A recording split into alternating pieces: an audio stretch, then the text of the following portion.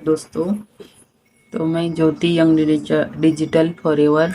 आई hope आप good होंगे, good और हेल्पफुल होंगे।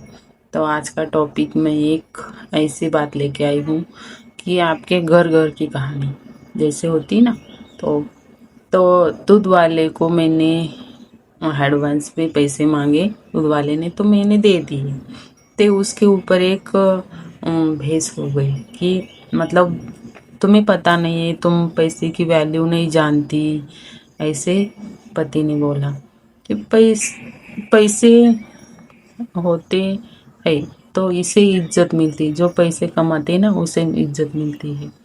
तो मैं एक बात बताना चाहती हूँ, एडवांस में पैसे देने लगी, तुम थोड़ी पैसे कमाती हो। तुम तुम्हें क्या पता है पैसे की वैल्यू, तुम थोड़ी कमाती हो, ऐसे बात बोलने लगे। तो ऐसे थोड़ी होता है कि पैसे कमाने के लिए ही हमें यूज करते हैं, हमारी कोई वैल्यू नहीं होती क्या? हम थोड़ी पैसे में वापस ले लेती हो। खुश हो तो प्लीज़ जाओ, सारा दिन तुम घर में संभालती हो, तो तुम्हारे मम्मी पापा तुम ज़रूरत पूरी करते हो और तुम्हें मतलब कमाते हो ना, इसीलिए तुम्हें इज्जत मिलती है। तो मेरी कोई वैल्यू नहीं है तुम्हारे सामने, तुम पैसे कमाते हो ना इसीलिए ज़रूरी है कि। लेकिन क्या है ना कि पैसा ही इम्पोर्टेंट है, ये रिश्ते कोई इम्पोर्टेंट नहीं है। जब तुम बीमार पड़ते हो, तुम्हारा ख्याल कौन रखता है? मैं ही रखती हूँ ना। तो बिना कुछ तुम्हारा मूड ऑफ हो जाता है, तुम कौन सा माफ़ कर देते हो मुझे। तुम कितनी ही मेहनत करते हो ना, तो शायद मेरा बोलना ही तरीका गलत हो गया जाता है। मुझे समझना चाहिए, तुम्हें प्रेशर तुम पर भी है। तुम दूध वाले के पैसे देने से पहले मुझे पूछ लिया करो चाहिए था। I am sorry, thank you. I am sorry भी अभी तुम्हें सब बताऊंगा। बजट के बारे में चाहिए तो ज़्यादा हो तो चाहे कम हो, ताकि खर्च ज़्यादा कर ना सके। इसीलिए बजट पता ठीक हो, तुम्हें पता देना चाहिए मुझे। मेहनत तो मेहनत से भी चलता है घर, घर तुम्हारे मेहनत से भी चलता है। तो इस वीडियो में सब कुछ सॉल्व हो गया, लेकिन रियल लाइफ में नहीं होता है ये, इतनी आसानी से सॉल्व नहीं होता है। क्यों? क्योंकि एक तरफ पति अच्छाई क्या ईगो लेके बैठता है। मैं तो बोला, मैं क्यों सॉरी बोलूं? तो इसमें डांट दिया जाता है, तो मैं सॉरी क्यों बोलूं? पत्नी सोचती है इसमें मेरी क्या गलती है तो इसी चक्कर में मैं तो सॉरी क्यों बोलूं? लाइफ में इस ज़्यादातर झगड़े इसीलिए होते हैं कि सॉरी क्यों बोलना।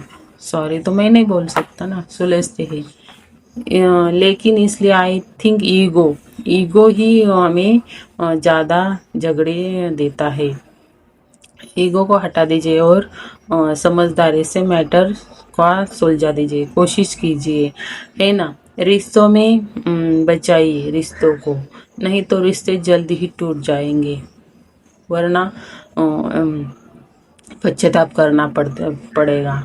टाइम की वैल्यू को आपको समझना चाहिए। जो पैसा कमाते हैं, हाउस वाइफ घर में बैठती है ना, तो उनको जब 4-5 महीने ऐसे कुछ दिया करो सामने से पैसे, नहीं तो वो क्यों अपने ईगो को नहीं ना बोल सकती ना।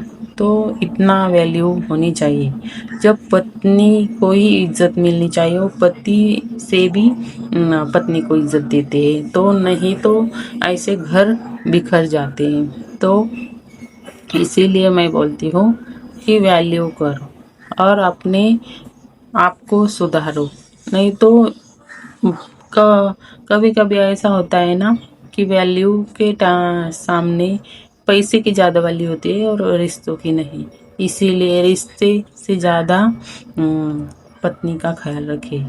पत्नी ज़्यादा रिश्ते तो कभी उतार चढ़ाव तो आता ही रहता है इस रिश्ते में।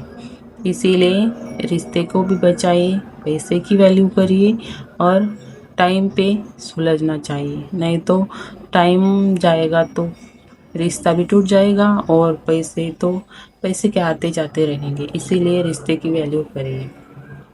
तो मैं एक वैल्यूबल लिंक दे रही हूँ, इसे चेकआउट करना मत भूलिए ताकि आपको ये हर एक नोटिफिकेशन मिलता रहे।